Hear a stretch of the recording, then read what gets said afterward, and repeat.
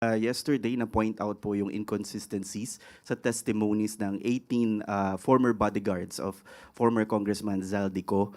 Isa po doon yung pagkawala ng pangalan ni Senator Loren Legarda doon sa listahan dahil daw po nagkamali, and even before yung previous hearing, na-point out yung mga dates, and yung kay Congressman De Lima na hindi pa po siya kongresista. Sa ganito pong klaseng mga nakikitang inconsistencies, how does Malacanang characterize ito pong revelation ng 18 former bodyguards? Basura.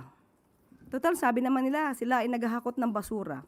So, itong mga klase ng mga statements na to, na pinuna rin na bakit ang abogado nagsasalita at hindi yung 18 kargador or 18 maleta boys. Hindi po ito tatayo sa korte. Yung ganitong klase mga statements na pabago-bago, hindi po ito makakapasa sa masusing mga pag-aaral at pagsusuri ng korte. So, dito pa lamang po makikita na natin kung ano-anong klase ang mga kwento nila para makapanira lamang.